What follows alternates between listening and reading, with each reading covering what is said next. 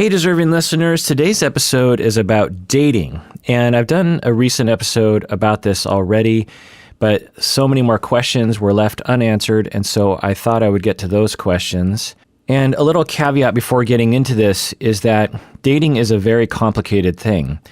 And often in advice columns on the internet or in the newspaper, it's often portrayed as this really simple thing, as if there's these really simple answers that are generalizable to every human being, and that's just ridiculous. So as I talk about this, I'm going to try to speak from that place, that everyone comes from a different place. Problems can have multi factors, that when I talk about things, whenever I talk about things, it should be taken with that in mind, and that if you're having a particular problem that you need help with, you should find professional in-person help that can assess your full situation and apply a treatment plan just for you. But let's get to an email here. This first one is from Anonymous Patron. She writes, given that sex is expected while dating, how do you navigate that if you don't like having sex? For me, sex is fine, but I'd rather spend my time engaging in one of my hobbies and could honestly be in a relationship without ever doing it. I don't care about having sex in general. I'm often uncomfortable talking about sex with potential partners because of my disdain for it. All right, just chiming in here. Yeah, I get it. We live in a very strange world that doesn't acknowledge that some people just don't like having sex or don't want to, especially in dating, especially for young people. And it's a thing. There's plenty of people who don't want to have sex for a while, and there's various reasons why people don't want to have sex. One is just being asexual or demisexual, meaning that essentially you have a sexual orientation or a biological preference that sex just isn't a big part of your life. We can all imagine that there's a spectrum and maybe a bell curve, with people in the middle having an average sex drive, and you have people at the high end who have very high sex drive, and you have people at the low end who essentially have no sex drive at all. And that shouldn't be that foreign or that difficult to understand. And there's a good percentage of people who identify as asexual or demisexual, and they're just not as interested in sex, and they notice that difference between them and other people. There are other reasons why people don't want to have sex, particularly while dating. It's a very vulnerable thing. There's a lot of consequences to it. It can be fraught with all sorts of things, and dating it involves a lot of different elements. It involves having fun and socializing, getting to know someone, romance, affection, empathy, support, warmth, building a life together, hobbies. And so sex, it's just one part of it. And certainly you could do without one part of the dating thing if you wanted to. So the two things, Anonymous Patron, I would say to strive for are to look for someone like you. There are people like you, people who are just the same as you for one reason or another, particularly during dating, that they just don't want to have sex. And to expect that you're not going to find someone like you is not an accurate expectation. So it might take a little bit longer because you're dealing perhaps with one end of the bell curve, but that end of the bell curve might be bigger than you think it is. The second thing to look for is someone who likes you for who you are and what you want. So this person might want to have sex in the beginning, but likes you enough that they're willing to sacrifice that preference for who you are. And so when the time is right, let it out, or just say it from the beginning. There are probably dating websites where this is actually an option to say. I'm quite positive that must be an option. And so you can go to dating websites and just click on either asexual or some kind of indication that says, look, I'm just throwing this out there. I'm not really interested in having sex right from the beginning, but I'm very interested in all the other aspects of dating. And there's someone, a whole bevy of people out there that would be like, oh my God, I want to be with that person. That sounds so nice. Or people out there just like, well, you can't have it all in the beginning of a relationship, and I like everything else that I see on the profile. So it's a good litmus test. You want to eliminate those, and really, it should be truth in advertising, right? If you will, that you should tell people right from the beginning, as soon as you can, just like, by the way, here's my preference, because you don't want to go down 10 dates and then spring that on someone, and then they're like, wait a second, I didn't know that about you, and because that's kind of a deal breaker for me. So find your people, find the people who are like you or who like you for who you are, and move on with life. And I get it. We live in a very broken society that shames and stigmatizes these kinds of things. And, just, do your best to combat that in your mind. There's nothing wrong with you. All right. This next email is from Leslie. Leslie writes, have you ever covered the topic of interabled dating, where a healthy person dates someone who has a disability to some varying degree? My disability will dramatically affect my partner's life, and realistic expectations should come alongside the whole love is enough romanticized ideal. I want very badly to have a relationship and companionship, even though the terminal nature of my condition means that my life expectancy is much shorter. The truth that a healthy, happy, loving, interabled relationship is extremely possible seems to get lost. I feel that there should be a much more open conversation about the harmful stigmas facing interabled couples. The healthy partner has to balance their caregiver role with the role of lover and friend. This often makes things more difficult than the disability itself. People tend to have weird fetishes. They see you as a charity project. They use you as an object that helps them feel better about who they are. Also, not everyone is cut out to handle extreme and challenging maintenance of their partner, bathing their partner, toileting their partner, giving them medications through IVs, feeding them through tubes. End of email. Yeah, Leslie, I'm glad that you emailed me about this. I've been wanting to talk about this for a long time, and yes, it is almost never discussed. And of course, it makes sense, right? Most people want companionship. Most people want long-term romantic relationships. And people who have health issues that make it difficult for them to get around or difficult to even go to the bathroom by themselves or even to bathe. Of course, those people, if they want, most people want romance. Not everyone wants romance. Not everyone wants sex in their life, but most people do, meaning most people who have a disability also want romance and companionship and sex in their life. And so we often, as a society, just look at some people and say, oh, well, yeah, sexuality or romance or companionship, that's just really not going to happen. And why? I mean, it's like, why not? This is such a stupid thing. Is they're too far gone. There's just no way it's going to work. And that's just, it's so much easier for abled people to do that, right? Just be like, well, I don't want to deal with it, so let's just not have that on the table because I don't want to have to think about that or deal with it. And yeah, I hadn't heard this angle of it before, but that people dating disabled people might have a weird fetish, which could make you feel objectified, of course, that they see you as a charity project or as a way to make themselves feel better because they feel bad about themselves. Yeah, I mean, that sounds really rough. I will say that for even people who don't have a disability, it's not like dating is a walk in the park. So I'm guessing that these additional factors make it additionally hard, but I'm guessing you also would experience all the other foibles of regular dating.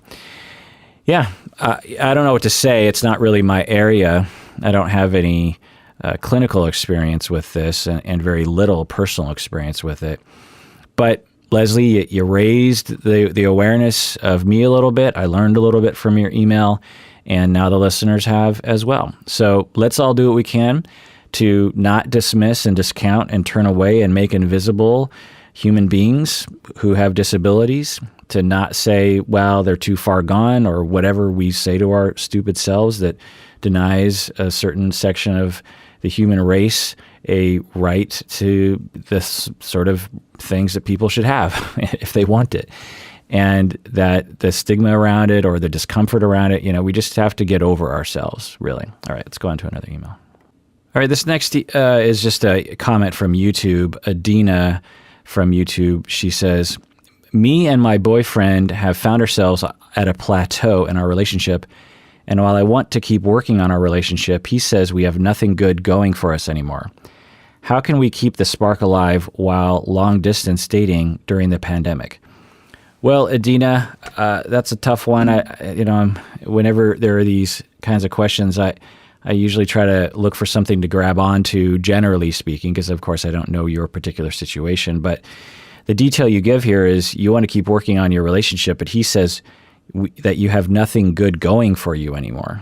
So I understand that it sounds like you want to retain the relationship, you see potential there, but from the way you characterize that, it sounds like he doesn't.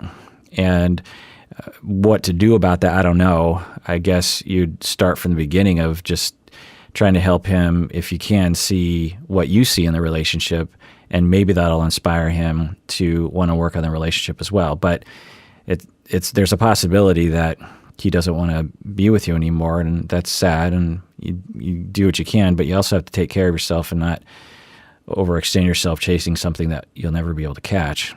So, and then you ask this other question, how can we keep the spark alive while long-distance dating during the pandemic? This is a difficult one, too. I've been getting this question ever since the pandemic started, and I just don't know the answer. I wish that and of course the internet has all these answers, and I've even been interviewed for different articles and other sorts of things on this topic. People reach out to me and say, what do we do during the pandemic, whether it's clinical or social or romantic or mental health or something. And there are things we can do, right?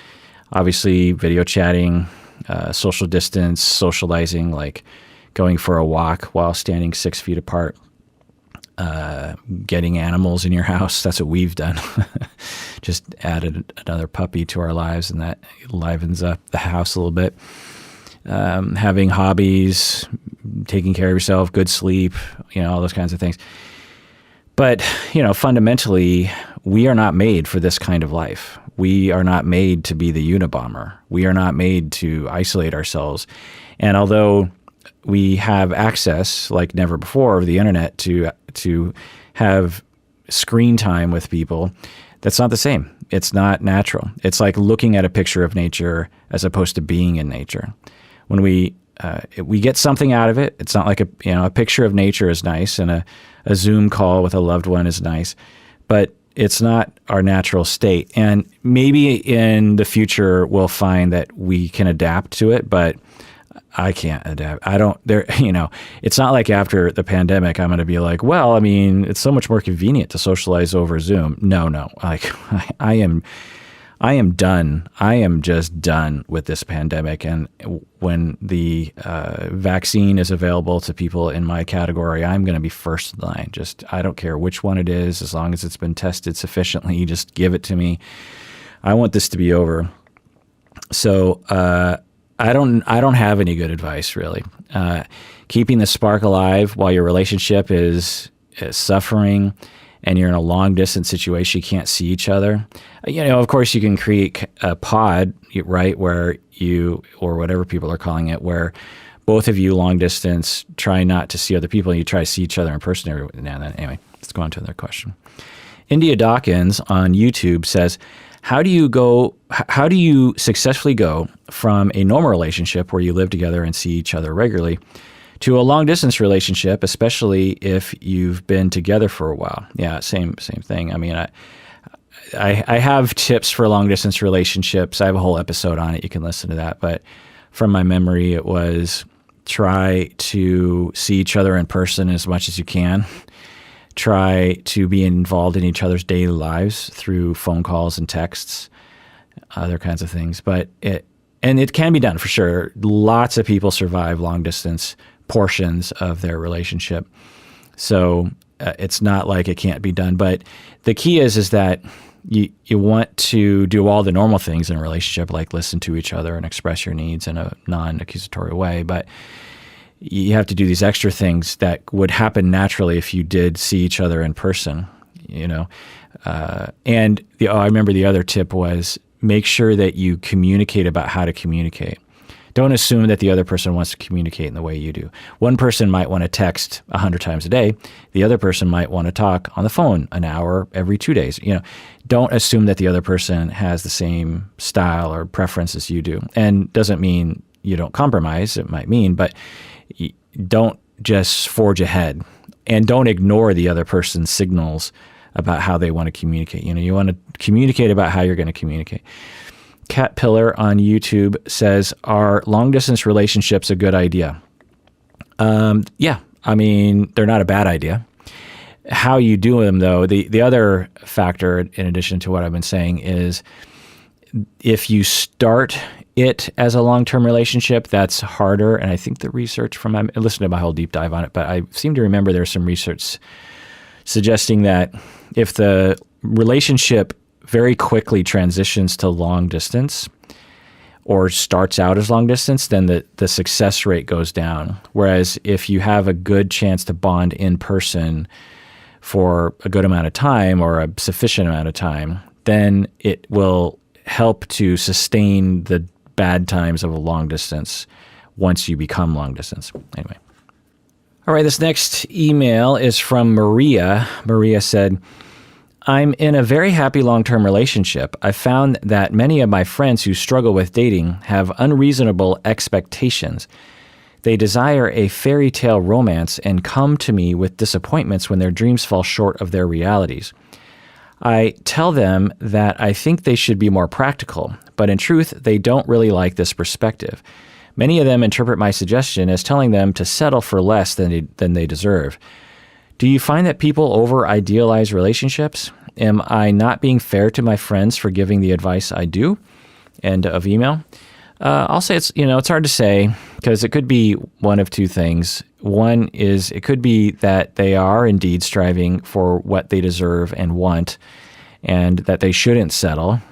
Certainly there's some wisdom to that, depending on that situation. Or the other is that you're right, which is that they are striving essentially for the impossible, and that they'll never get their needs met because they have unrealistic expectations. It's hard to know. What are we talking about here? I'd have to hear the expectations, that sort of thing. And to answer your question, yes, some people definitely idealize, particularly younger people. No offense, younger people, but people who haven't been in long-term relationships. People who have been in long-term relationships understand that things are complicated and relationships are work, and no partner is perfect. And the best partner will have major flaws that will annoy you the rest of your life. And research has shown that the best couples on the planet who are in love their entire life and have relatively few conflicts will talk about how their partner annoys them in the same 3 ways for their entire life, and they just never resolve it, So people who have been in long-term relationships understand that. And it makes sense that people have unrealistic expectations, because where would they learn otherwise? Every rom-com, every music video, every story that young adults read in general, it's all completely idealized. Think about Harry Potter, the way romance is depicted in Harry Potter. And of course, there are some nuances to it, but they, rightfully so, they don't get into what it feels like to be married to someone for 15 years, right? I guess you could say that, the aunt and uncle exhibit some kind of difficulty. But anyway, the point is that, we don't teach kids this, and people tend to protect children for good reasons around this information. So it makes sense that younger people who haven't been in long-term relationships have huge fairy tale romance. The other thing is that, and I think this is getting worse, honestly, that since we live kind of in an Instagram world now, there's a lot of young people who incorporate Instagram or their internet persona into their ideas about romance, which of course is fine. There's pros and cons, and of course everyone would pathologize that, but it's just a part of our life now, and we have to think about the pros and the cons. And one of the cons is that if you are looking on Instagram for examples of romance, then you are likely to have a very overblown fairy tale, unrealistic expectation of what romance looks like. I mean, if you look at, even, me and my wife, I post pictures of us on Instagram, and if we're having issues, I'm not going to take a picture and post that on Instagram. That's just not the Instagram way. I suppose maybe I should lead the way and do that. But, the point is that you're 22 and a lot of your social education is happening on Instagram, and also not only just famous people, but also your friends. And you want that, you want what that looks like. And you might even be just trying to get those pictures. That might be literally how you see romance, of like, okay, that's what a good life is finding someone that is photogenic, essentially. Someone that has great abs and does their hair right and shoots well, in a selfie. And yeah, there are some massive problems with that. Love is so much bigger than that. And we evolved to connect to people based on emotional safety and on having similar values and building a life together and stability and compatible, sense of humor and these kinds of things. And of course, there's nothing wrong with having Instagram compatibility a part of that, whether you're, like two people who hate Instagram probably fit well together in that way and vice versa. But anyway, yeah, people idealize and have always idealized, and that's fine. So the other thing I'll say is that I'm not pathologizing younger people. When I was young, I did it too. I kind of consider it a part of the growing up process. And I remember saying this is before I was a therapist, I had all these kinds of therapist-y things that I would come up with, these little wisdoms that I even called them little wisdoms at times. I had a song in high school where I actually referenced these little wisdoms. But one of the little, quote unquote, and I was sort of making fun of myself at the time too, but one of these little wisdoms that I developed was that you're not an adult until you have had your heart broken. And I don't know if I still believe that, but when I was 17 or however old I was when I came up with that, I noticed that me and the people around me, there was us before our heart was broken and us after our heart was broken. And we were definitely different people.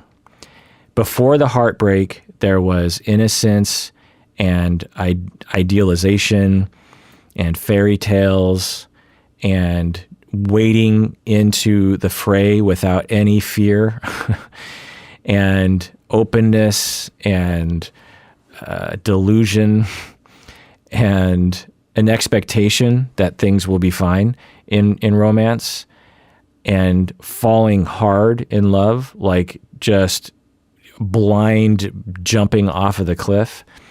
And then there was us after our heart was broken, which was much more wary, much more realistic, much more protective, and opening up when the time was right and sort of proven to us. And of course, there's pros and cons to either one of those sides, right? The defended side has its problems. But anyway, this is along those lines of when you have there's being ideal, being, let me just start over my brain. When people idealize, that's not a problem. It's just a part of the phases of growing up. And if you have enough relationships, you very quickly learn that the ideal is not attainable, or likely the ideal that you hold in your mind. And being told that by a friend might not necessarily work. And so you ask, Maria, is it fair for you to try to disabuse your friends of this notion of idealized relationship? Well, the questions you want to ask are you hurting their feelings, and are they listening? Because if you're hurting their feelings to such a degree that you're doing a lot of damage, then no, it's not fair. The other is, if you're convincing, then maybe it is fair. Maybe they need to be, maybe the truth hurts, But if they're not hearing you, which it kind of sounds like they're not, then what's the point? And that might get to my point of, you just have to live life. You just have to learn yourself.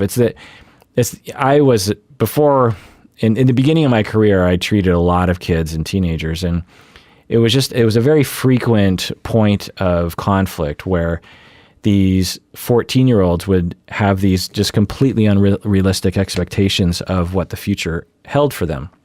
They would be like not going to school or not trying in school. They'd be smoking pot every day with their friends, and they'd be screaming at their parents. They'd be like, I want out of here. And the parents would be conflicting with them, and I'd sit down with the kid and I'd be like, well, okay, so you want to move out? Yeah, I want to be emancipated. And I'd give them the whole spiel about realistic emancipation, which is extremely difficult to attain.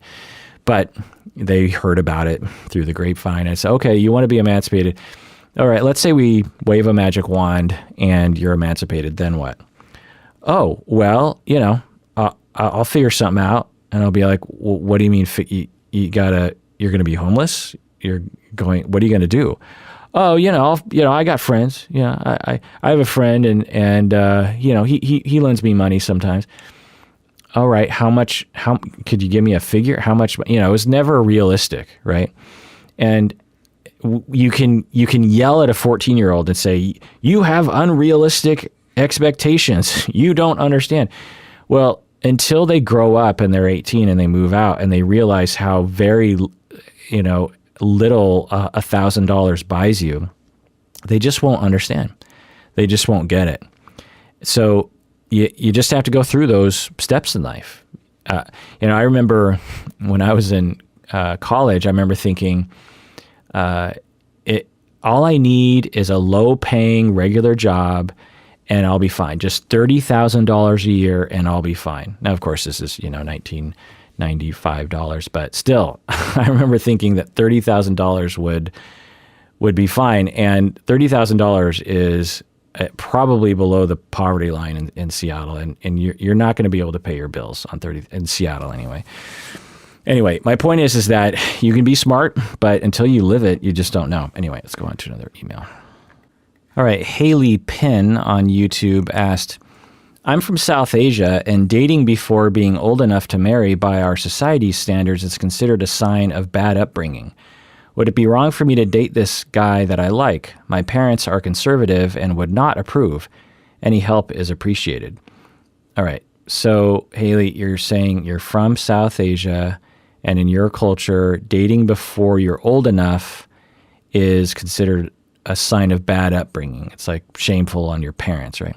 And you're asking, would it be wrong for you to date a guy that you like? Your parents are conservative and would not approve. I don't know the answer, Haley.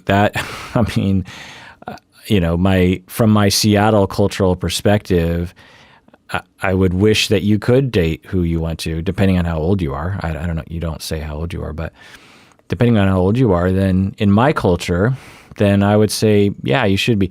But it's more important that your family life go well.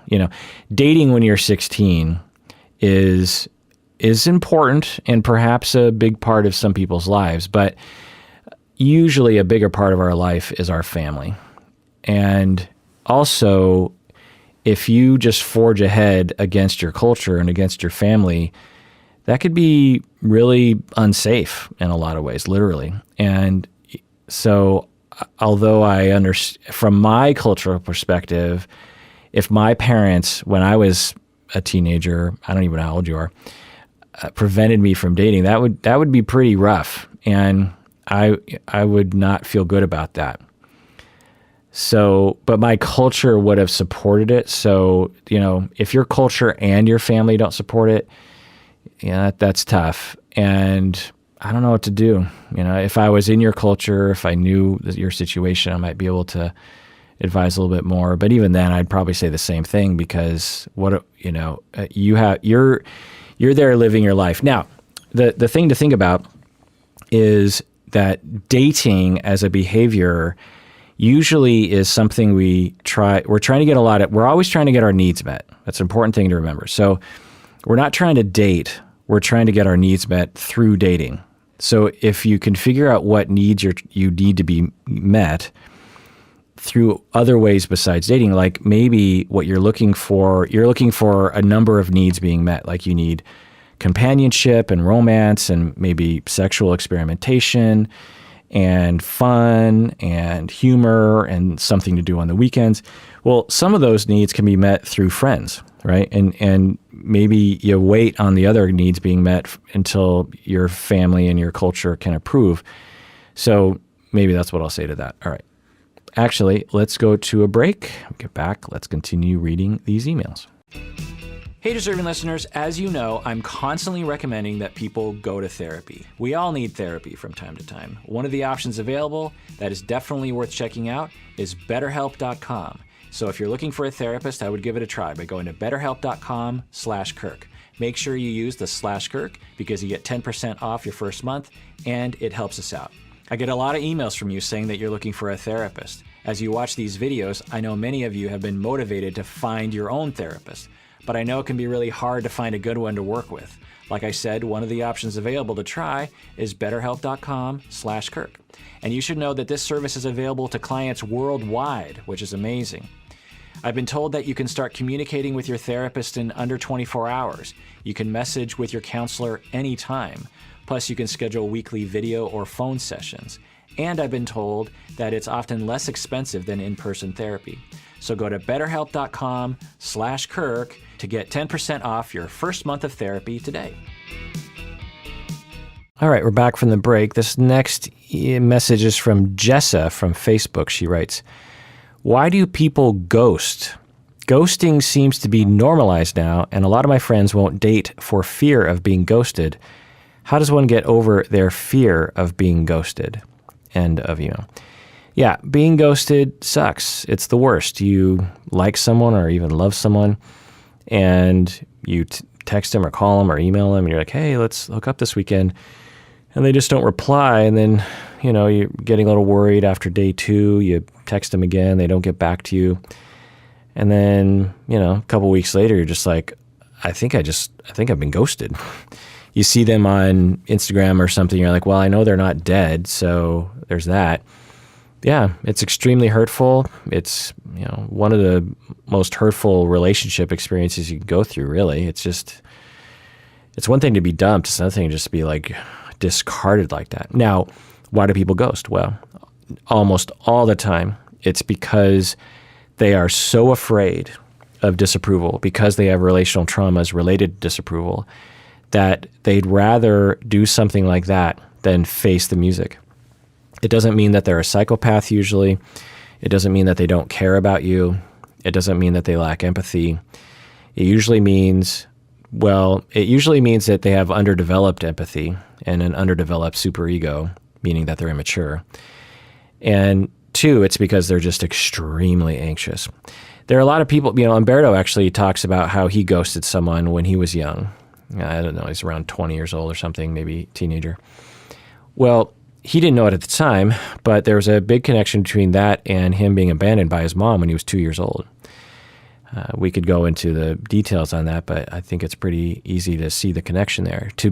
His mom essentially ghosted him, and that creates 2 things. One is it normalizes being ghosted by a relationship, and 2, it makes you feel like you don't matter, and that it makes you feel like you must have done something wrong to be ghosted at the age of 2. And you believe that there's something deeply wrong with you. And so as you head into a interaction where you're pretty sure the other person is going to be angry at you, you have overwhelming anxiety of transference related to what you went through as a kid. And you really do not want to return to that feeling. And so you'd rather just run away from it. And ghosting helps you do that. So the thing I'll say about ghosting is that it's going to happen. Just like everyone is going to get dumped. Everyone's going to get cheated on probably. Everyone's going to be treated badly. It just happens. This notion that you can go through dating life and avoid being ghosted, avoid being dumped, avoid being cheated on, avoid being treated badly is just a mismatch of expectations or wrong-headedness. If you're going to head into the reason why dating has so much anxiety for people isn't for no reason. There's a reason why we're terrified of romance. There's a reason why we have butterflies in our stomach on the first date. There's a reason why when we fall in love, we use the phrase falling in love. Falling isn't a good thing. Falling is deeply ingrained in our DNA as a bad thing. Falling out of a tree, falling off a cliff. This was akin to death. And when we fall in love, we use that language because it feels like falling. It feels scary because it is scary. You don't know what you're doing. You don't know what's going to happen. Your life is in someone else's hands. Your heart is in someone else's hands. And the reason why we have that feeling is because we very much know that we can get dumped, we can be treated badly, we can get cheated on. It's going to happen. We're going to get ghosted. It's going to happen. So to avoid dating because you're trying to avoid being dumped or a bad experience is to avoid life. Now, there's nothing wrong with taking a break. There's nothing wrong with saying, I don't want to get into it right now. But to say, I want to date, but I don't want to get dumped. Or I want to have romance, but I don't want to risk being ghosted. Well, that's just wrong-headed thinking. You can't guarantee that. There's just no way to know. And so you're going to have to do it. Like, you can't say, well, I want to become a therapist, but I don't want to flunk a class in graduate school. Or, I want to become a clinician, but I don't want to experience a bad feeling as a clinician when I'm helping people. You got to get your hands dirty. You can't work on the farm and say you want to keep your fingernails clean. It's just a part of the thing. You can have that silly wish, but it's going to happen. So if you're going to date, you're going to get ghosted. And I'm not saying that doesn't suck. I mean, like I said, it sucks. It sucks to be dumped. I mean, it is, for some of us, one of the worst experiences of our lives that is retained. The pain of it is retained until the day we die, to be dumped in certain ways. And we have this fantasy that somehow some people can go through life without having that pain and that devastation. It's just not going to happen. So, that's just the way life is. Life is painful. So if you want to live life, you're going to experience pain. I'm not saying you have to date. I'm just saying you can't go into dating with thinking you're not going to get ghosted sometimes. You know what I mean? Now, it doesn't justify ghosting. So let me talk to the ghosters out there. And I know you're out there. When you're afraid, that's fine. You have fear. You're worried about something. Analyze it. Go to therapy. Figure it out. And don't ghost.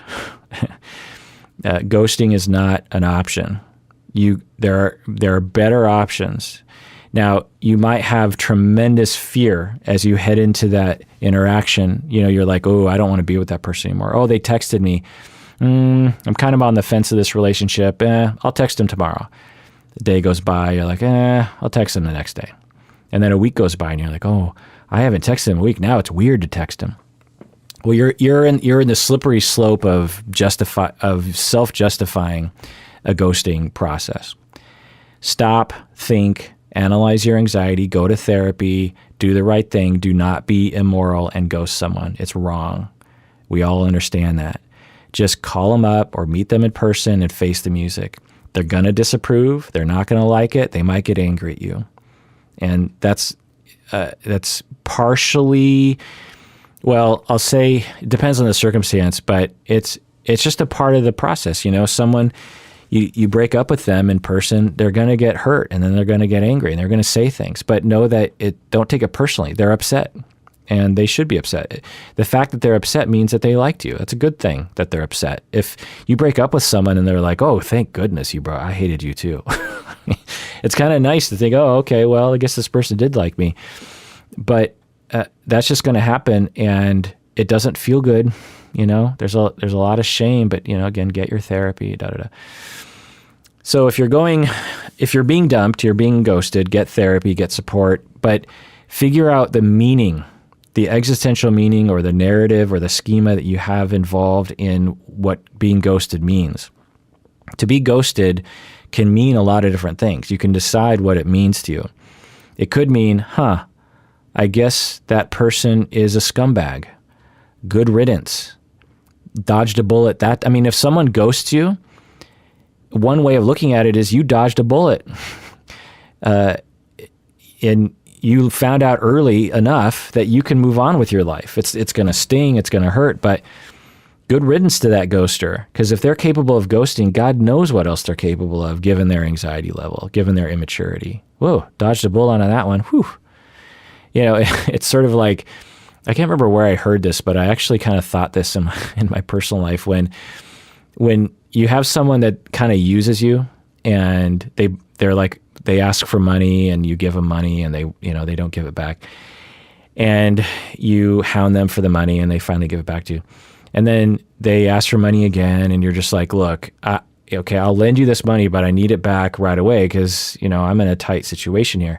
Like, yeah, absolutely, I'll give you the money tomorrow. And then you give them the money, and they avoid you. They just never contact you, and you never get your money. And like 5 years later, you're like, oh my God, that person still has not contacted me, even though we were pretty good friends. Well, you kind of dodged a bullet. You just paid however much money you paid to get that person out of your life. And you're the good guy because you lent them money, and you didn't ghost them, they ghosted you. So you're the good person, and you got rid of them. You know what I mean? I hope that makes sense. Anyway, so now you have this other idea in here that that ghosting is being normalized. I don't know about that. It's certainly a narrative on the internet, and it'd be a hard thing to research. And certainly there's not a lot of attention in this area in the social sciences. But in terms of like, how much did people ghost in the past? I'm old enough to know that ghosting and bad breakup behavior has been going on for decades. Bad breakup behavior wasn't invented when the internet was turned on. I'm here to tell you. So I think that's important for people today who have that narrative of like, oh, dating is so different now. I talk with a lot of young people who are dating, and I don't hear that much of a difference. Certainly there's a difference with regards to dating apps and this sort of thing, but all the same feelings are there. Now, some people will say, oh, hookup culture and disposable relationships because you can just ghost someone and there's a sea of options on Tinder. I think that that's a cynical way of looking at it. Most people, if not everyone that I have ever met who uses even Tinder to date is looking for love. They're looking for a relationship. And when they find that they don't like someone, yeah, they might ghost, or they might, what's the line between ghosting and just saying, yeah, like, and I know there's various different ethical practices, but you go on Tinder, you meet up with someone for coffee, and it's a half an hour, and right away you're just like, no, this person is just not going to work. I want to leave. I'll entertain this person for 30 minutes. And then at the end, he says, hey, let's meet up again. And you want to be nice. You're like, yeah, okay. Shoot me a message. And then they shoot you a message the next day and you just don't reply. Is that ghosting? Well, on a certain level, yeah, because you kind of said, okay, let's meet up. And certainly in the moment, it's probably a better practice to be like, you know what? I'm not really feeling it, and I'm sorry about that. And so, I hope you have a good life, that kind of thing. It's probably better to be upfront, but certainly, I don't know, there's just a lot. Maybe you're on the fence. You're just like, well, maybe we'll meet up. And then the next day you think back, you're like, nah. And is that ghosting, to just not reply to someone that you barely met? But anyway, my point is that, people are saying that things are different now, and perhaps it is. It definitely looks different. I don't know if it's fundamentally that different, honestly. And the thing that I tell people is expectations. It's all about expectations. And this goes for people of any age. I find this to be true for people at any age. People head into dating relationships with varying different kinds of expectations. Often what people are heading into it with is, I really just hope this goes well.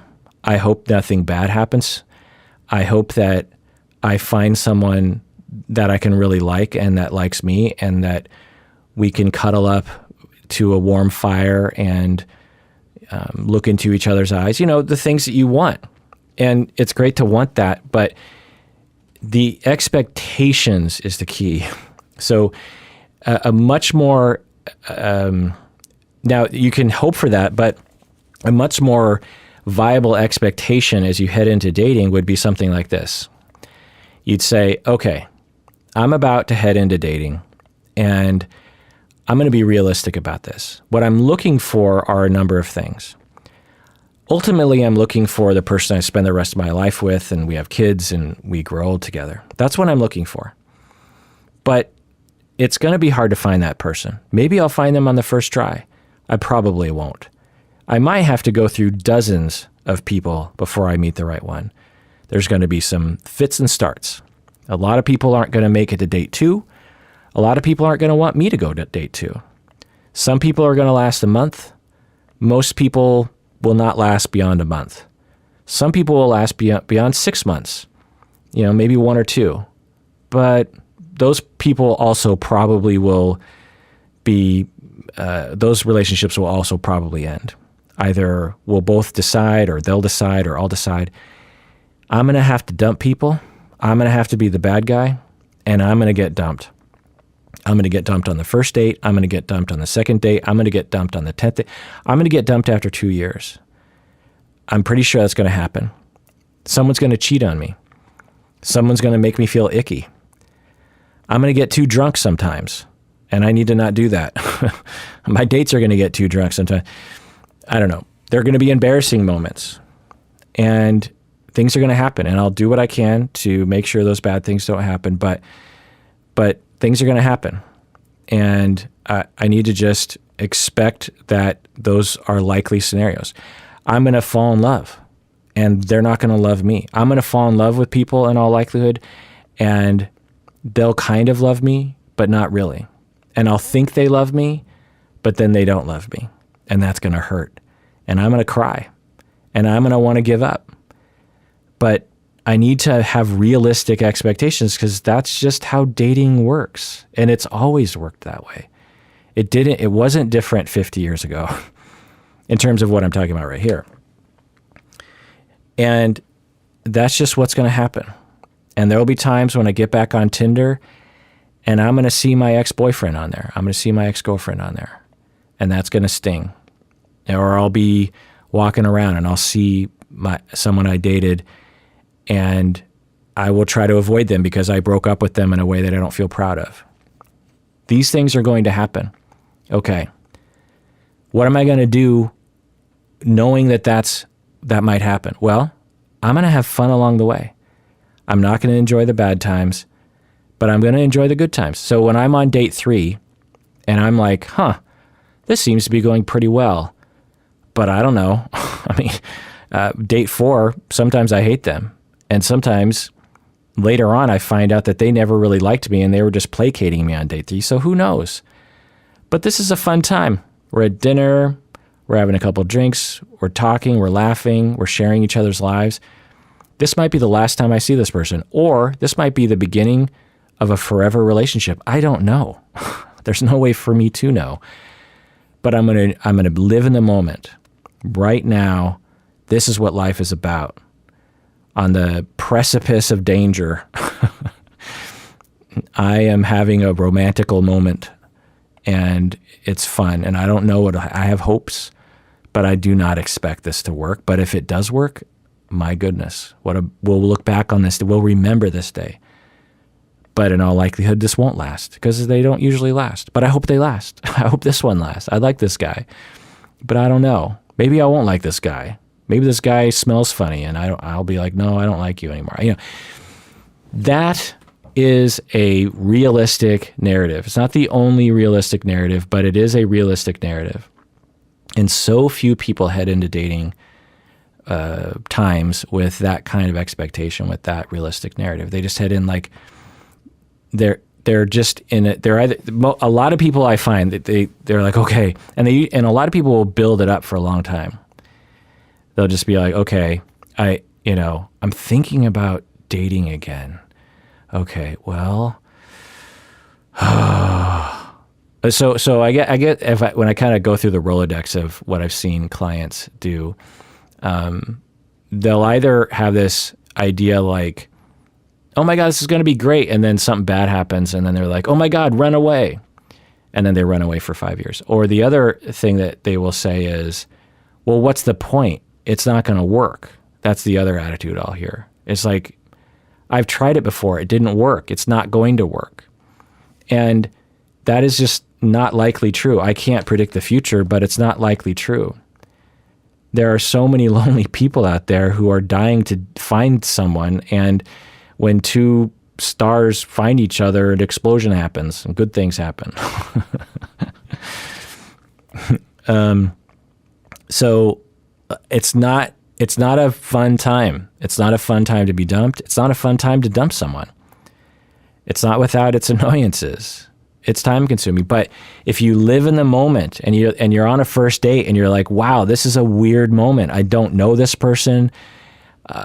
I'm getting to know them, and we're having some tension, but there's some laughs, and I'm just going to live right now, and I'm going to enjoy it along the way. That's the key. So many people, when they get older and they are looking at very few years left in their life, will say, I wish I had lived in the moment more. I was worried about things all the time, and I didn't take so many risks because I was worried. I wish if I could go back in time, I would not live my life that way. I would have just done things and told myself, enjoy your youth, enjoy your life, enjoy it. It's there for the taking. And I'm not saying to you, people listening, you're supposed to be dating.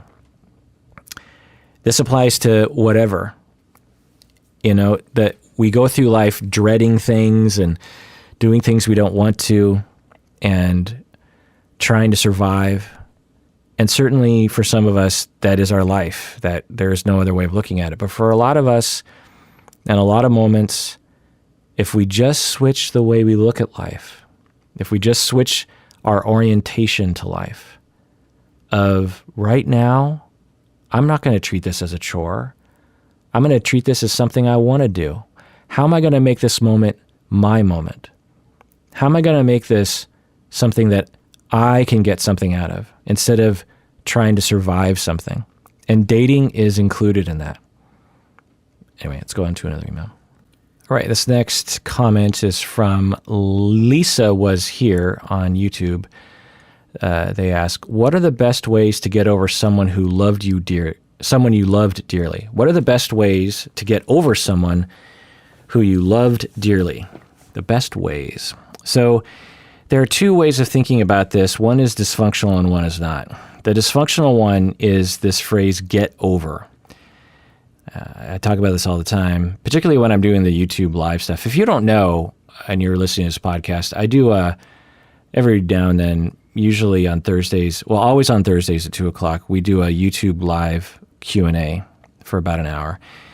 And a lot of the questions that people ask have this sort of tone of like, how do I get over this terrible thing that happened to me? Or, how do I move on? Or how do I cope with these kinds of things? Because we have this culture of something bad happened to you, and you need to move on. There's an emotion that's something bad happened. You're having an emotion. You need to stop the emotion because the emotion doesn't feel good. And we live in a society that supposes that's natural or healthy, and it's a complete opposite paradigm to nature. The other way of looking at this is, how are you going to be human through this process? How are you going to meet your needs? Maybe is a better way to put it. So you ask, what are the best ways to get over someone you loved dearly? Well, the first thing I would say is, why do you want to get over them?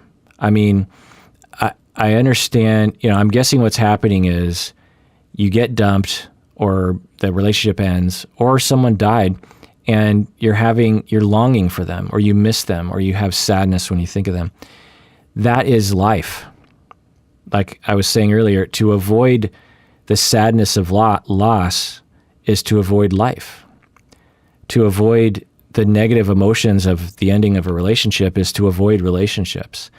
So it's just going to happen and it sucks and I get it, but It's a part of life. Suffering is a part of life. And we do not run from reality. We accept reality.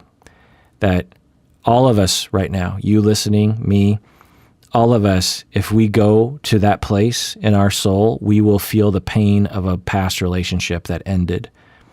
We will feel the pain of someone who dumped us. We will feel the pain of someone who made us feel like crap, someone who made us feel scared, someone who made us feel like we didn't matter.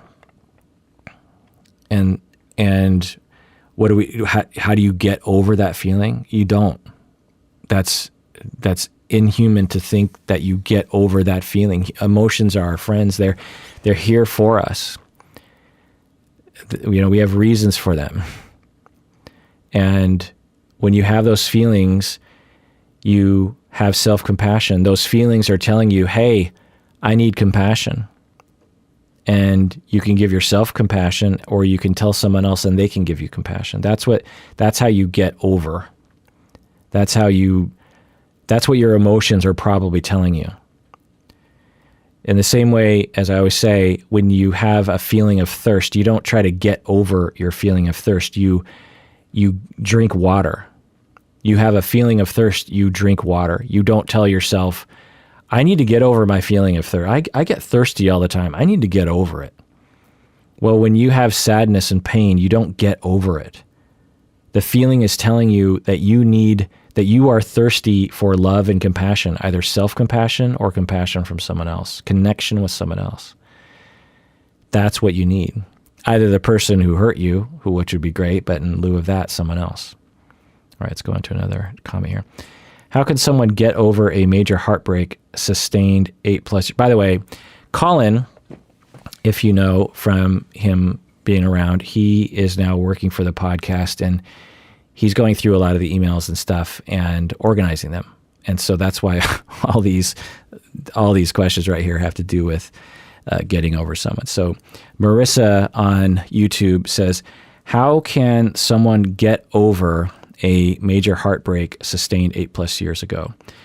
How can I stop blaming myself, lowering myself, and diminishing my self-worth? Well, for Marissa, that's a pretty complicated question because, obviously going to therapy, I'll say two things very briefly. One is like I was saying before, sustaining a major heartbreak 8+ years ago and still feeling the pain is to be human. And there are a lot of people out there denying that pain, or they're trying to act like it doesn't happen, or they're drinking that pain away, or they're doing something else, but they feel the pain. You live long enough, you have enough relationships in your past, you're going to have things that will stay with you the rest of your life. And that sucks. It doesn't feel good, but it's there. It's human. I don't know anyone past a certain age who has been in enough relationships who doesn't have, a handful of things and relationships in their past that they are still having waves of emotion around. Now, the second thing I'll say is, how do you stop blaming yourself? Well, it's probably a therapy thing. And so there are probably two things happening. One is that you're experiencing the normal ongoing grief of something that was really hard. And two, you have this other overlapping issue of self-blame that predates the relationship and all like that. Anyway, the Ingrid Josep on YouTube says, how do you get over heartbreak? I feel like I answered that question. Prab on YouTube says, in my eyes, there's no person better than my first love, which makes it hard for me to have new relationships. How do I get over them? You hear that phrase? How do I get over them? I hope y'all don't do that to yourself. Don't say, how do I get over that? Now, it depends on what we mean by it. I think for some people, they might be like, well, how do I properly grieve it? Maybe that's a better phrase that people should be saying. How do I grieve? Well, you grieve by feeling. Actually, so there are two modes to grief. There are not 5 stages of grief. That's a falsehood that was perpetuated by some silliness. But we have 2 modes of grief. One mode is to grieve and feel and to think and reminisce and to hurt. The other mode is to rebuild and have joy and move on. But we vacillate between these 2 modes for our entire life. So there's no phase to that. For some people, right after the loss, they don't feel the feelings because their body doesn't want to. And then after a time, they feel the feelings. And then they go back to not feeling the feelings, and then they feel the feelings. And we go back and forth naturally between these two modes. And when our society or ourselves prevent ourselves from moving naturally between the modes, that's when bad things happen. So when you say, but you also say, there's no person better than your first love, which makes it hard for you to have new relationships. Well, this is a complicated one. I don't know your particular situation, but there are two things I'll say. One is that it's kind of normal, and just keep dating. And it's possible that you just need time. Also, it's possible that you haven't really found the right one, and maybe your first love was just particularly compatible with you, or just particularly charged with you. It's not uncommon for someone to have a first love in high school, for example, or college, and after the breakup, they've been dating for a few years, and they're like, I think I'm broken because no one compares to the way I felt with my first love, and I'm worried I'm never going to feel that feeling again. Well, I don't know, but in all likelihood, you very much will feel that feeling again. It's a matter of meeting the right person, and maybe it's a matter of enough distance between that past relationship. And it's also possible that what you're thinking of as love is narrow. There's a first love involves a particular kind of feeling that most people will report. I talked about that earlier a little bit. And so it's possible that you're looking for a innocent version of love, one that feels all-encompassing and all good. But after we have that first love heartbreak, we have a more nuanced understanding of love. Think about the Pixar movie Inside Out, if you're familiar. In the beginning, we have a young girl who thinks in terms of black and white. Her memories are either all good, or, meaning there's just joyful, or she has memories that are just sad. She has memories that are angry. She has memories of being jealous. She has memories of being disgusted. But none of the things are nuanced. She just is like, okay, that memory is wonderful. I remember playing hockey with my friends. That was fun. I also remember having to move away from my friends. That was sad. But as we age, we learn to blend these things.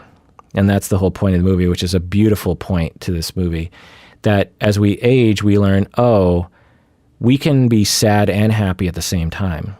I can remember something that I miss from the past and feel sad that it's gone, but happy that I remember it and happy that I can still recall it. And what is that? What is that?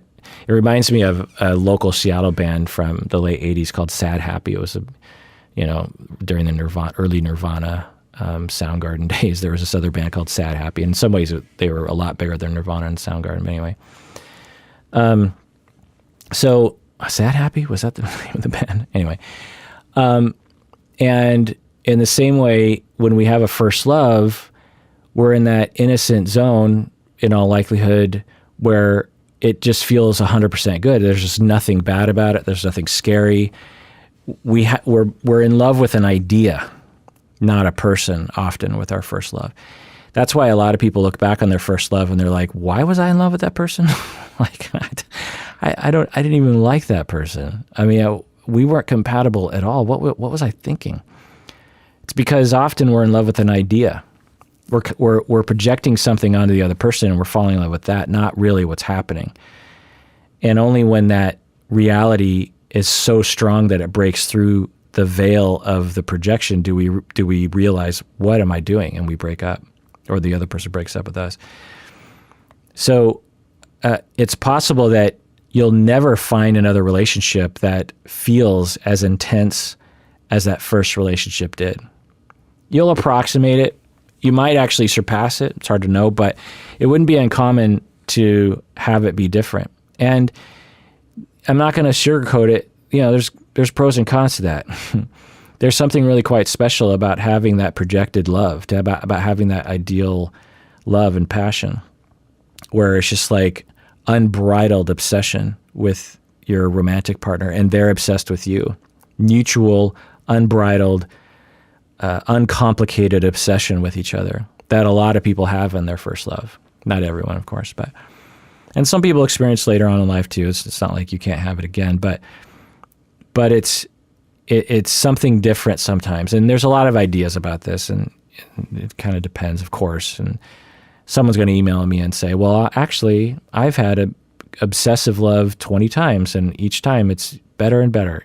So there's no way to generalize. That's what I said in the very beginning. It's like these are complicated things. But you're saying there's no person better than your first love. Well, okay.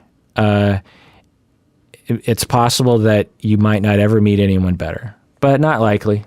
And I'm guessing that this person, that Prab, that you're on the younger side, and that you just haven't met another person that's better than your first love. That's okay. Give it time. Sometimes it takes until you're 40 or 60 before you meet the one. And I know that's depressing, but it happens. And it gets back to that expectation around dating that I got to. It's like, okay, I'm going on Tinder. I'm going to meet my husband. Okay, you might, but this might be 40 years of dating before you meet the one, where you're like, oh my God, how did it take us so long to find each other? But you can enjoy it along the way. It doesn't negate every experience on the way to that person. There's a lot of poems about this. But let's move on to some more questions. All right, this next chunk of questions, Colin lumped into questions regarding balancing relationships and kids. There's a lot of questions here. Borvarsier on YouTube says, I've been a single mom for 2 years and can't seem to get past the dating phase. I have my kids all the time except for every other weekend. Part of me doesn't want to introduce anyone to them, and it's hard to tell someone new that you can only see them every 2 weeks when my children are with my ex. How long should you wait before introducing a dating partner to your friends? Or to your kids, sorry.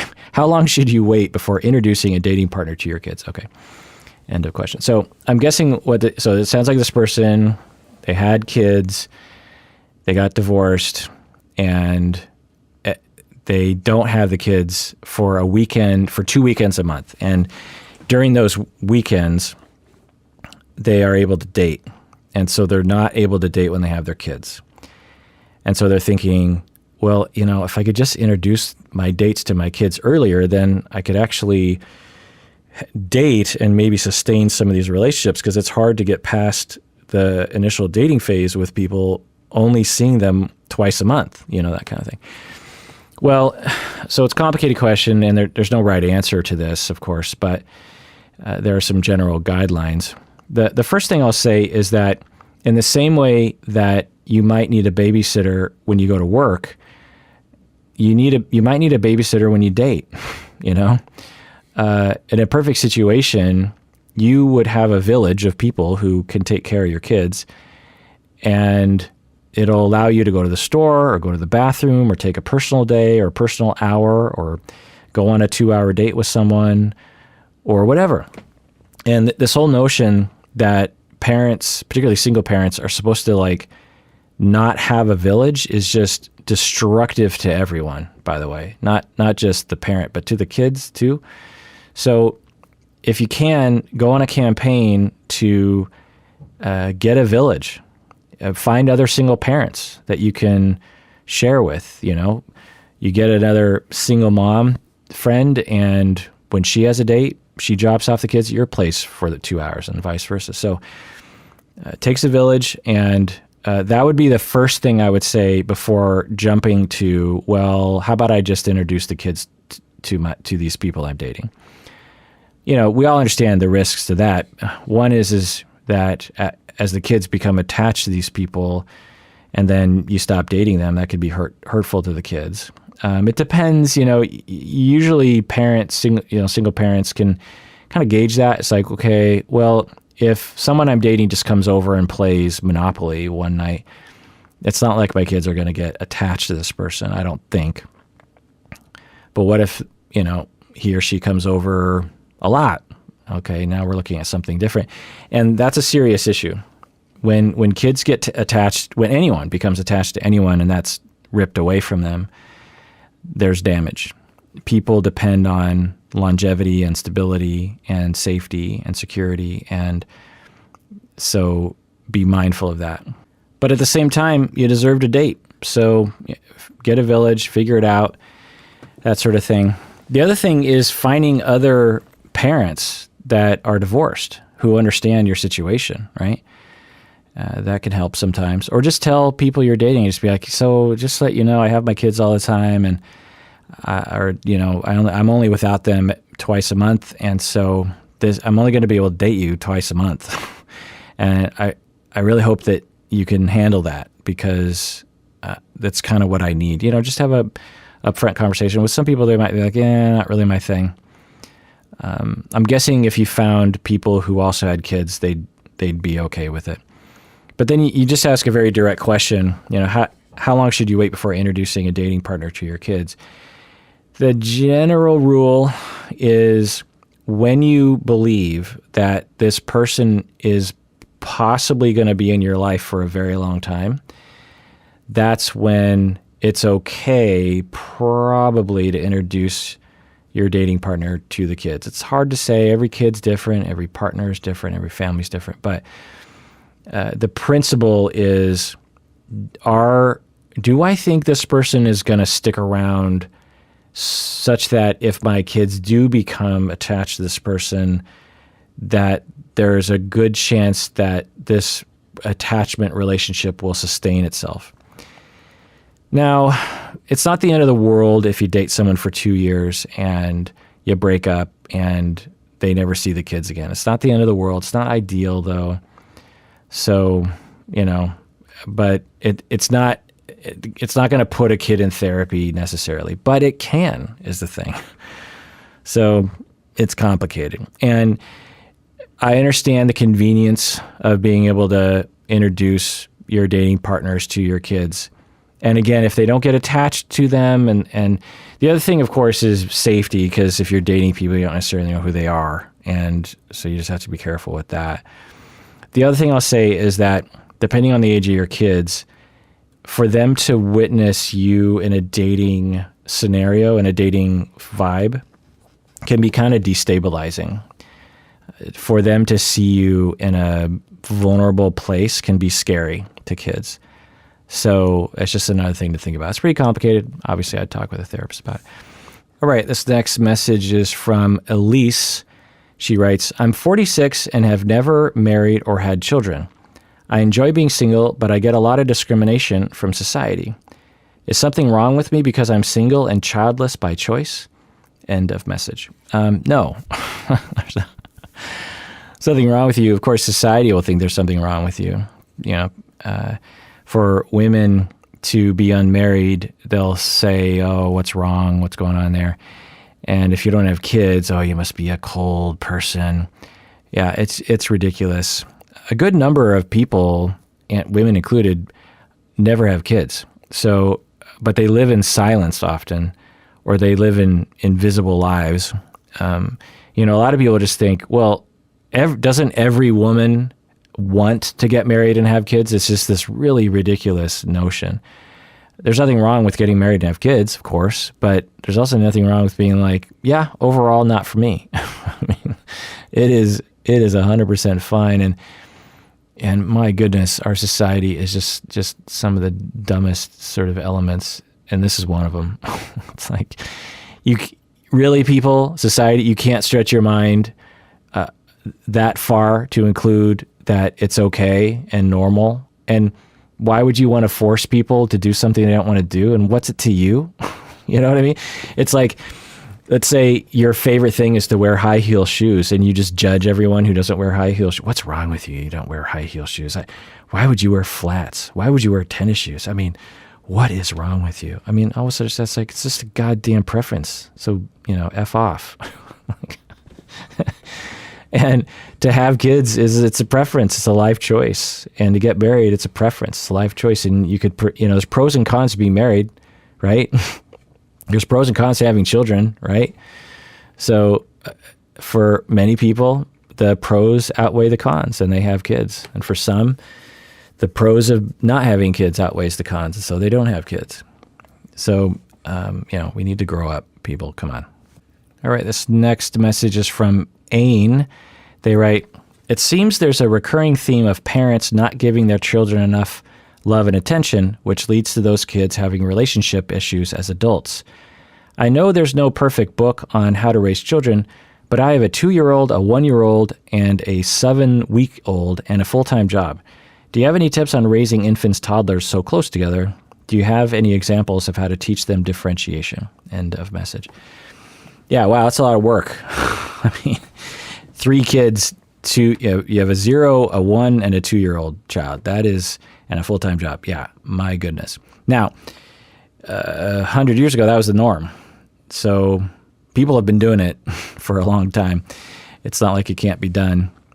And the way you do it, if I have tips, regardless of how old your kids are, it's this. It's attunement. So notice, and every kid's different, and probably better than anyone that the same biological mixing, the same 2 parents can have wildly different kids with wildly different dispositions. So you have to be attuned to their specific personality. You notice their emotions as often as possible, and you react accordingly as best as you can. So your 1-year-old seems sad, or your 2-year-old seems jealous of the 1-year-old, of what the attention the 1-year-old's getting. Well, you attune to that. Now, it doesn't mean you have to give into it. That's actually not necessarily what you want to do. You don't want to give. One of the worst things you can do to a kid is give them the idea that they rule the world, because they do not. But at the same time, they deserve to be attuned to. So you notice their feeling. Okay, Johnny, 2-year-old Johnny. Okay, Johnny, I see that you're frustrated with your younger sister. I see that. And I'm sorry your younger sister is annoying you. That's where you start. Now, beyond there's, case-by-case basis, but that's the key. Children, everyone, wants their caregivers, their loved ones to see them. Children know they cannot deal with things on their own.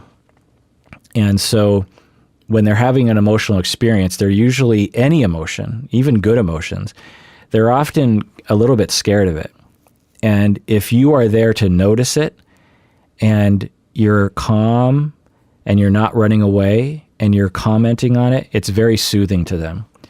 They'll say, "Oh, okay, well, Mom notices me and sees me pretty accurately right now, and I'm looking at her and she's not freaking out, so everything must be okay." That's very important. And kids on a minute-by-minute basis need this. Now, you also say you have a full-time job, so whoever else is taking care of the kids needs to do that too.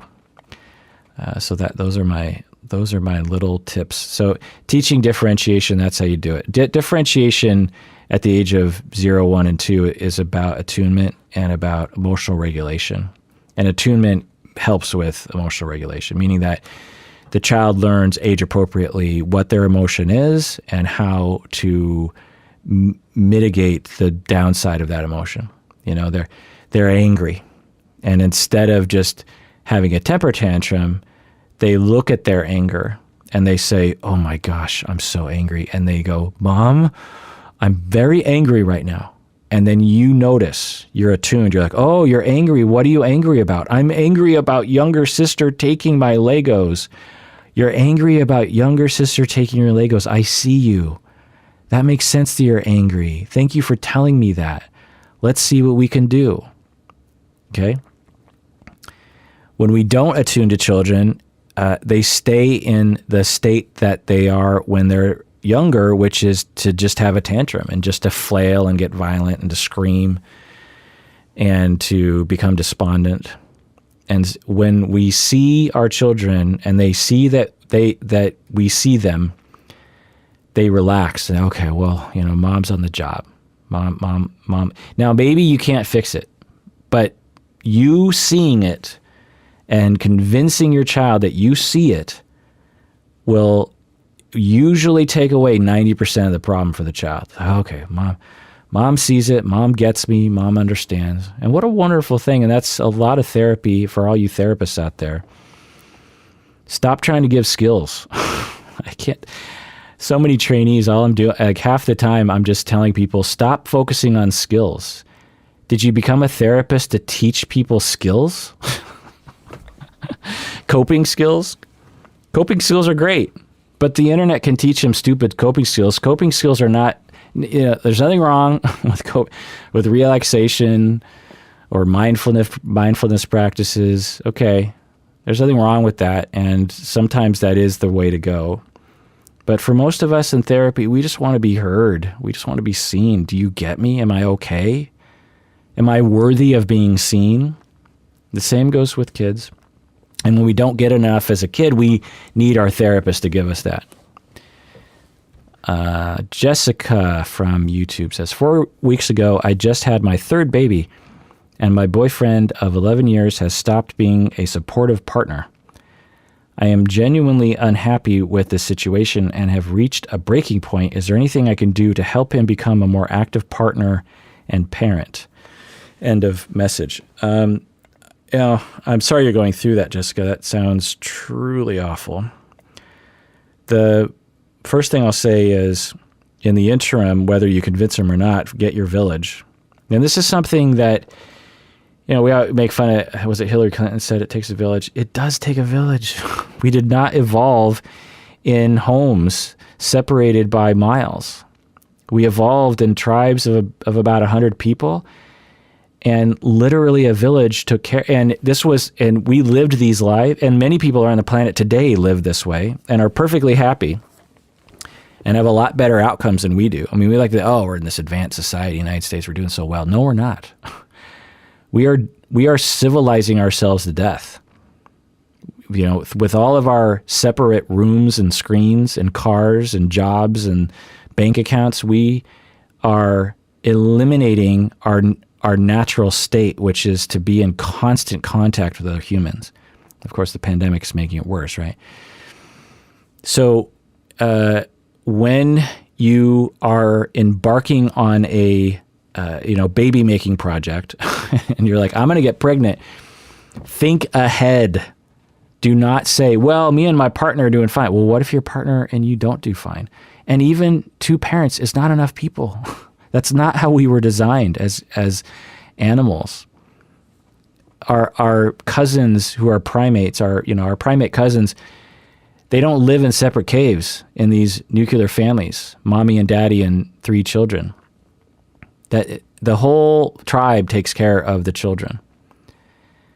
And the children have many parents. They know their main parent for sure, but they have many people they can depend on and many people watching out for them. So organize your life that way, and if the people in your family of origin are not good supports, find other people. You deserve it. Your kids deserve it. One of the best, I see two different kinds of families. I see families where they do the American dream, where they buy a house on a hill and they wonder why they're so sad and why their kids are unhappy. And they're separate, And a part of this is economics, by the way, too, and political, where you don't pay women enough. And then a lot of times single parent, a lot of marriages end in divorce. And then we expect the mother to take care of the kids, and then we don't pay women enough, and they're working 1.5 jobs and they're stressed out and they're on their feet all day and they hate their life, and then they come home, they're supposed to parent. There's a lot of political and social forces at play here, of course, but I see that, or I see the nuclear family, 2 parents and 2 kids and working all day and separate from everyone else. And I see another family where the kids are seeing their grandparents every day almost, and they see their aunts and uncles, and their neighbors, and their friends' parents. They spend time at their friends' parents' house, and the kids have all sorts of caregivers. They prefer their parents, but they They have loving, caring relationships with a lot of people. So I know there are barriers, and I know, it's easier said than done, but I feel like it needs to be said more than it is said, and it needs to be planned. In the old days and in other parts of the world today, this village lifestyle just happens naturally because that's just what's happening. But in today's modern Seattle, mostly American world, you have to engineer it. You have to, through your own grit, engineer a village for yourself because it won't happen otherwise. And so it puts additional strain on families and parents. And then you have to sustain it, right? You can't just set it up. You have to, when someone drops off, someone moves away, you got to replace that person. And it's hard work. And, it's not a good time. But anyway, so that's the first thing, Jessica, is I'm guessing that might be the case. I don't know. But you're asking, is there anything I can do to help my partner to be a more active partner or parent? Well, assuming that your partner actually wants to be a good partner and a good parent, which is usually true, then therapy is the answer. There's just too many possibilities, and it's one of the perfect things to do in a situation like this is therapy. It's one of the perfect usages of therapy. There's this assumption out there, particularly against men, it's just like, well, they don't really want to parent. And, men are dogs, they'd rather. Now, take it from a man. Men, when they dig down deep and they're allowed to be who they really are, they're human beings first and they're men second. And as human beings, we want to love and we want to parent and we want to have a stable long-term relationships. We want to be vulnerable, but we're taught we're not supposed to, or we're afraid, or we have traumas, and we fall into toxic masculinity as a warm blanket to protect us from the pain of being human. And when we go to therapy and a therapist really gets that, then they can help bring out the human from the man. And I've done that. One of the most gratifying moments is when I do that and the heterosexual male just breaks down in uncontrollable tears in the middle of the session. And I feel the 35 years of pain that he's been holding back. And he's allowed to be vulnerable.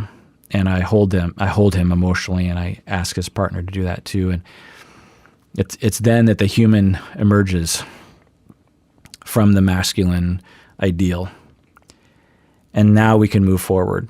Now we can say, okay, it's okay to feel. It's okay to be real. It's okay to be vulnerable. It's okay to be weak. Quote unquote weak. It's not weak to be human, right? But it's okay to love. It's okay to not know what you're doing. Because that's another thing that men are taught. The whole thing of men don't ask directions. It's true. Research shows that. Women are much better at pulling over and saying, I don't know how to get now. Now we have GPS, so it's never an issue, but in the old days. But you're putting together an IKEA furniture. Now, this doesn't mean that some women don't do this too, but men are particularly taught this. And in relationships and in parenting, we often don't know what we're doing. And men don't want to ask for help. It's another reason why men die earlier. People think men die earlier because of physiology. No. There are so many other sociological, gender, socialized notions that actually cause men to die. Most of us understand that women live longer than men. Well, one of the major reasons that they know for sure, because they can account for this factor, is men are taught to not ask for help, and so they don't go to the doctor, or they don't say, "Hey, I'm not feeling well." And no one comes to their aid. The masculine ideal is to just grin and bear it. Is like, I don't need a doctor. I'm fine. I'll just walk it off. And that, of course, if you teach a whole group of people that they can't ask for help, they're going to die sooner than later, because when something goes wrong, you need to talk to a physician. You need to talk to an expert. You need to ask for help. So So when men face parenting and they're confused, and men aren't often socialized young and when they're children on what nurturing looks like, right? Girls are given dolls often, not so much anymore, but in the old days they were. And men are given Tonka trucks, right? And so girls are taught, like, okay, here's how you nurture. And for boys, it's like the opposite. Here's how you destroy things. And so men are particularly confused when they head into the baby nurturing activity. They're just looking at this baby. I don't know what to do. What do you? And they believe it's them. They believe I can't. I'm inept. And they don't want to face that. They don't want to ask for help, and they don't want to admit they don't know what they're doing. And so they just run from parenting altogether. Happens a lot. So therapy is the only answer. I mean, I don't know, as a partner, Jessica, what you could do for that. You can go to your partner and say, I don't know, maybe you could have them listen to this whole section of the podcast. I don't know. But there are books on this too, books for men that are in their language trying to help them out. And, but finding a therapist that specializes in gender socialization and masculinity can be helpful. Yeah. Anyway. Wow. Who knows, with dating questions, I'd be getting into that kind of stuff. And I only got about, 2/5 of the way through this document. So I guess I'm going to have to make another dating episode. I think that would be the third one. And wow, if you're still listening, I've been rambling, and I'm guessing, there's things in my rambles that don't make sense, or the thing about these sort of grab bag episodes is that I am trying to answer everyone's questions. And so I'm doing it I'm trying to actually go as fast as I can, and yet I'm talking forever. But one of the downsides to do this kind of episode is that I can't I can't thoroughly go into the topic as much as I want to. And so there's always going to be stuff left unsaid. And one of the things that people will, hate me about and get extremely angry at me about is, you didn't mention this. And I'm thinking, well, it's because I didn't have the time to, really. Now, sometimes it's like, yeah, I probably should have mentioned that at the very beginning. But a lot of times it's like, well, yeah, that sort of episode, it wasn't really expected. I was, one of my favorite things to do is when I pick a topic like attachment theory, is to spend 6 months investigating every possible angle. And, that's why those deep dives end up being so long, is because I don't want to leave any rock unturned.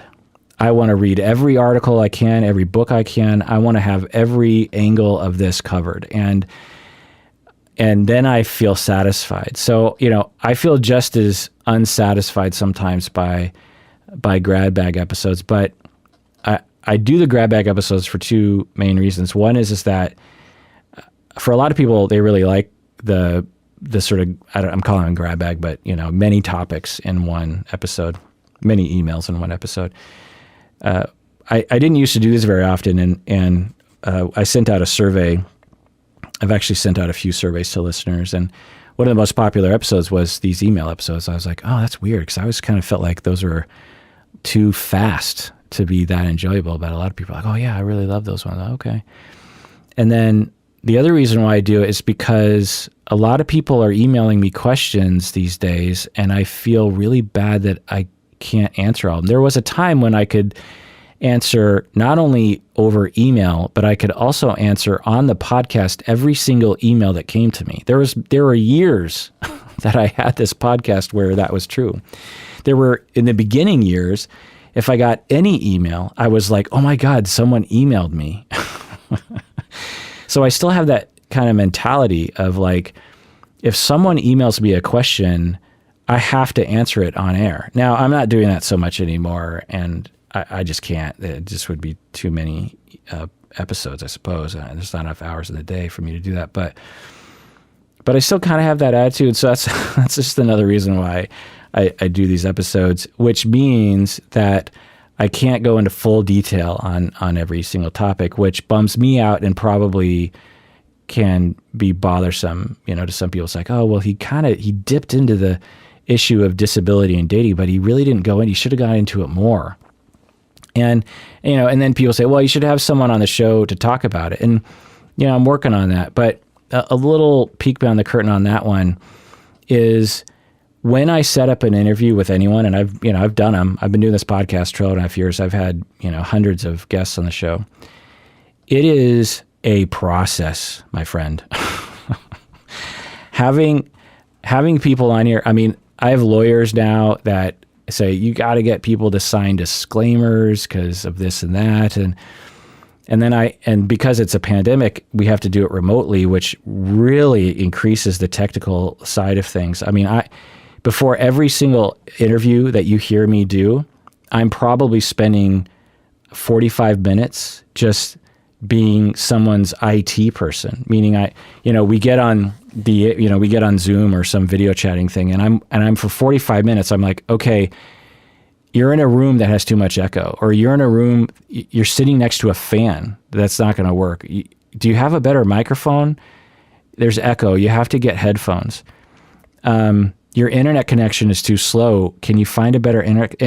And of course they're mortified, right? They're just like, oh, I'm so sorry, I'm wasting your time. And I'm like, well, you kind of are.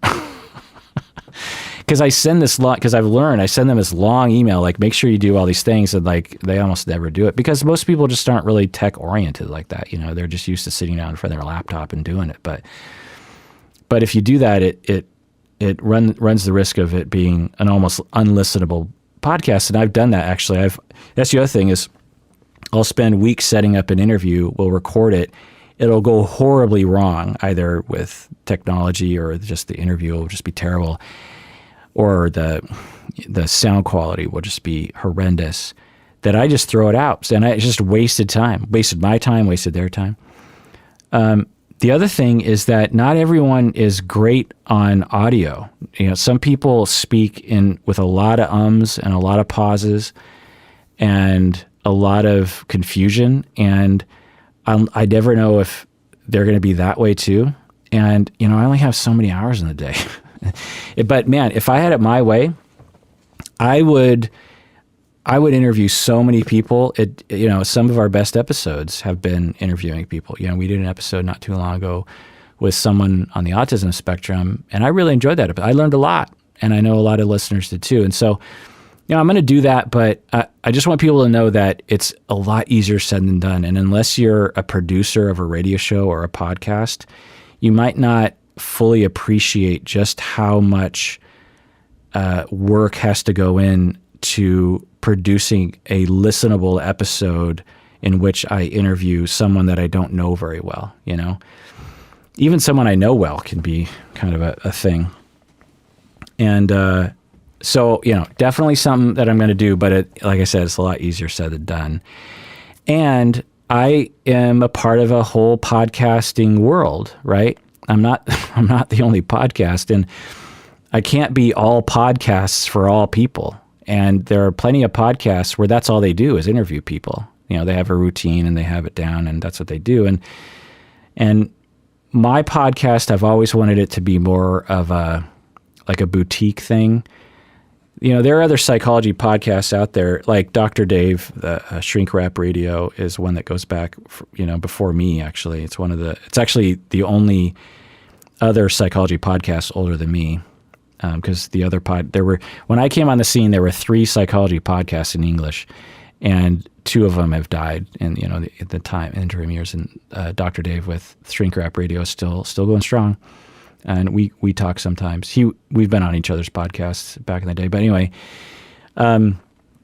he interviews people, and he's great at that. And so when I think about sometimes people will say, "Oh, you should interview this person, you should interview that person." I'm like, I want to, I would love to, but maybe that's a better thing for a different podcast. Maybe that's a better thing for Dr. Dave to do, or the various other psychology podcasts that are out there who are doing that kind of stuff. Because now, at the same time, I don't want to just be lazy and just avoid and just say, well, not my job, I don't have to. It's certainly, not a responsible thing to do, because if everyone did that, certain voices would never get heard, right? But I don't know. I get yelled at a lot for not having guests on. You need to have this sort of person on, and what's wrong with you? You can't talk about this without having this sort of guests on. And, it hurts to be yelled at. And so I guess I'm just trying to tell people where I'm coming from. So that's the end of the dating episode, in which I depress myself with memories of being yelled at. And I get a lot of supportive emails, and you don't have to send me an email, encouraging me. I know you're out there. I know a good number of you right now are sending me good thoughts, and I hear you. I get those emails when I complain, and I hope it's okay that I complain about this. It's a big enough part of my life, honestly, the thin skin issue, that I need multiple platforms to vent my feelings and to get support. It's really no joke. I'm a very sensitive person, and like Umberto gets negative comments, and it just seems to roll off his back. And in some ways, he seems to thrive on it in some weird way. But for me, man, it keeps me up at night, and it makes it hard to do the podcast sometimes.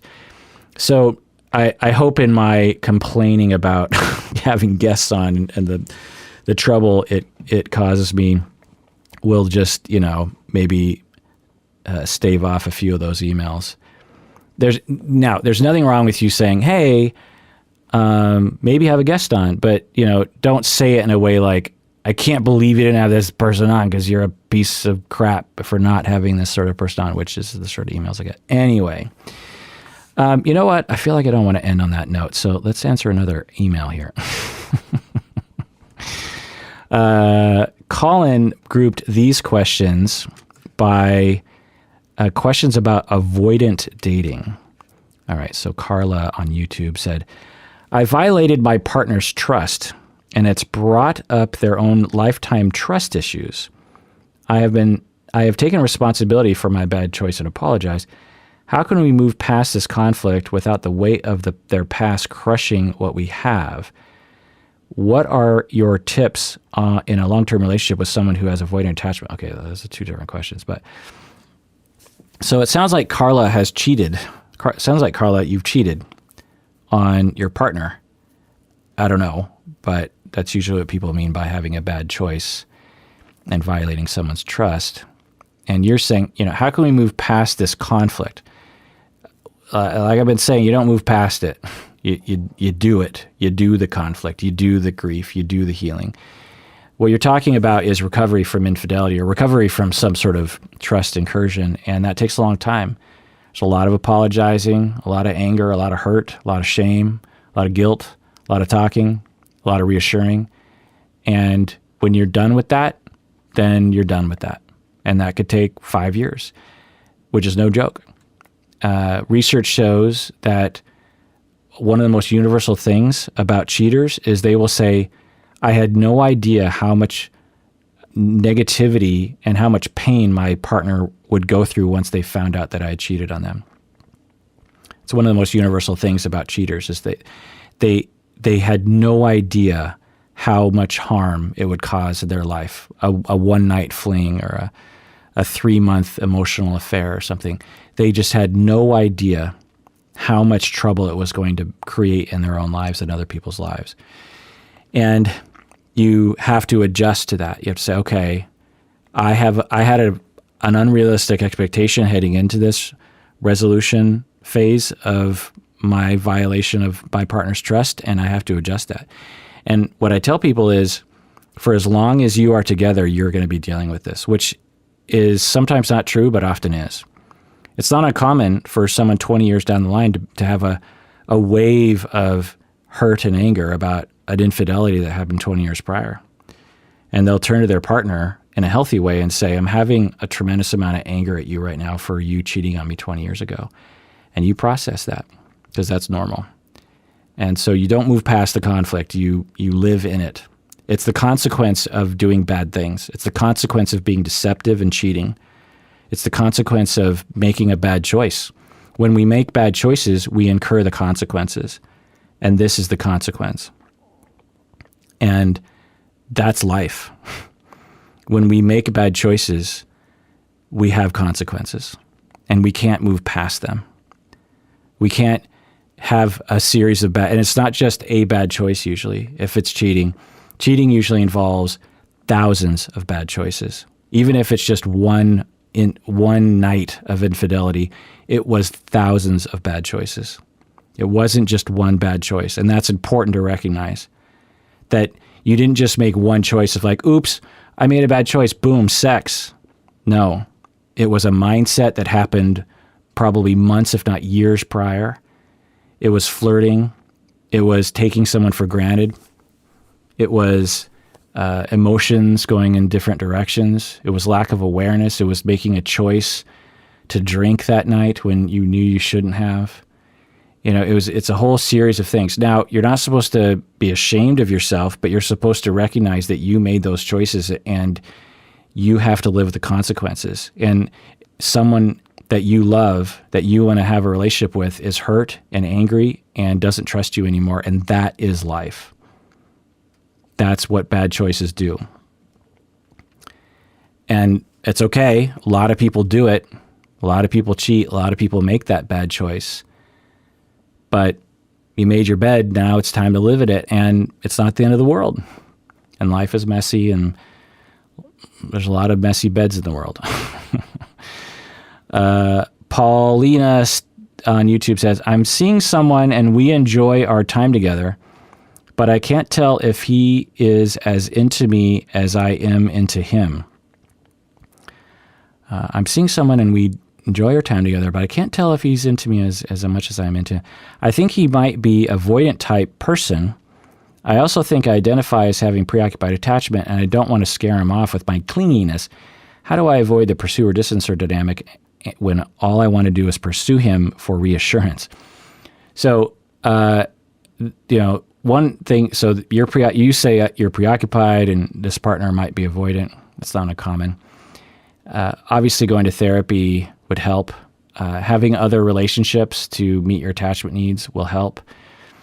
The other thing is just to come clean. And this is, I don't know, it's just my personal style that I kind of live like. I do this in life in a lot of different circumstances. I tend just to be upfront about this sort of thing, but not everyone wants to live this way. But I'm actually wearing the merch. I don't know if you know we have merch, but you can go to Teespring, and one of the first shirts that Stacy, my wife, designed is this shirt that says, let me read it.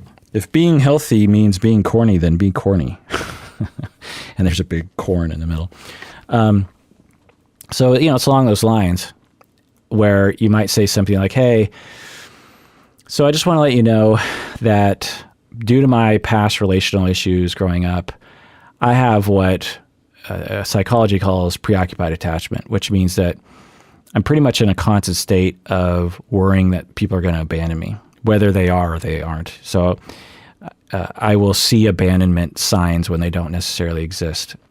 And I frequently am looking and wanting and very desperate for a reassurance that I'm not being abandoned. And I've done it before in dating before, and people will call me clingy or needy or something, and I don't want to do that. And I just want to come clean with you, and I just want you to know that that's my thing, and I'm working on it. I'm going to therapy, but this is probably what's going to happen.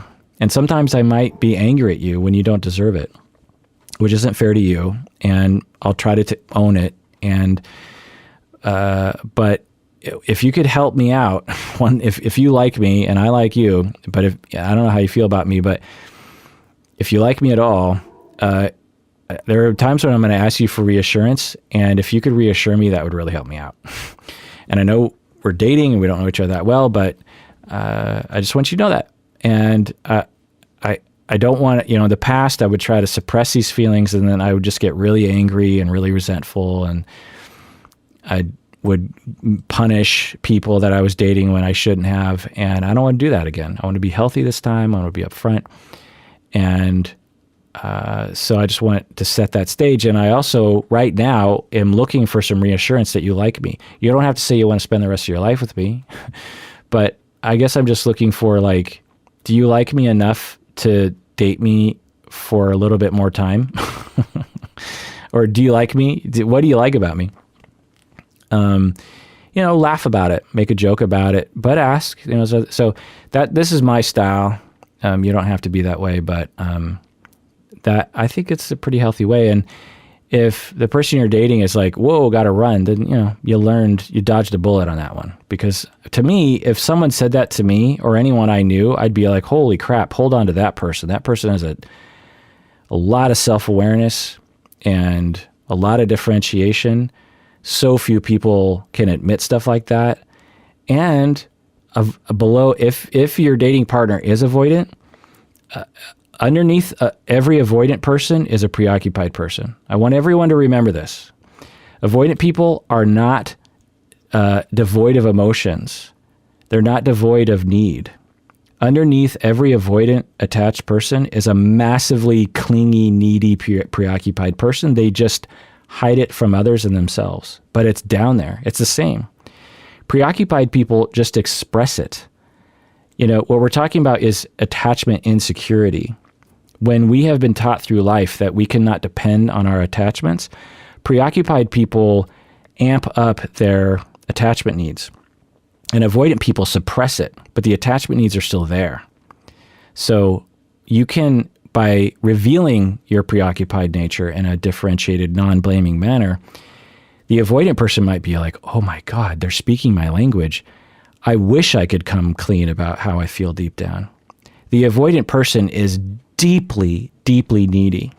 In fact, often more needy than the preoccupied person, because at least the preoccupied person has chances of getting their needs met because they actually chase people and they let people know when they have needs.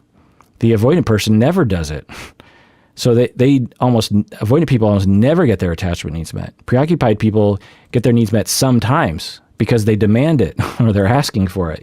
They alert others. Avoidant people never alert anyone. Anyway, another question here. BTS GOT7 of EXO Jams on YouTube says, I don't know the difference between wanting support, asking for help, being too needy, and wanting approval for decisions. How can you know if you have a healthy attachment? Let me read this again. I don't know the difference between wanting support and being too needy. I think that's what they're asking. It's an interesting question. Let me think about that for a second. Well, so the thing I'll say, and I've said this before, is that when you have a need, you're not having too many needs because your needs are your needs. And maybe they're coming from a place of trauma, but you have the need. There's no such thing as being too needy. There's only something wrong with being hostile or accusatory about your needs.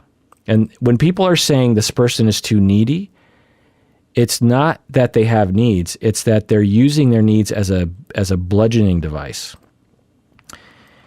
So let's say you have a quote unquote needy person, a clingy person, and they're like, hey, let's hang out tonight, because they're expressing their needs, right? They want to hang out. And the other person's like, yeah, I don't really want to. And then the quote unquote needy person says, well, how come? I thought we were together. What are you doing tonight? Okay. So now that person gets labeled as needy, right? But that's not really accurate. What's happening is they're being hostile. They're being mean. They're being accusatory. They're lashing out. They're controlling. That's the problem.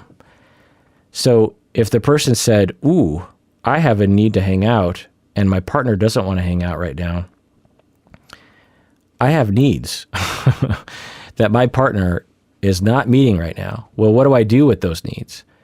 Now, I can tell my partner, so I just want to let you know that I'm pretty vulnerable right now and I kind of really need you.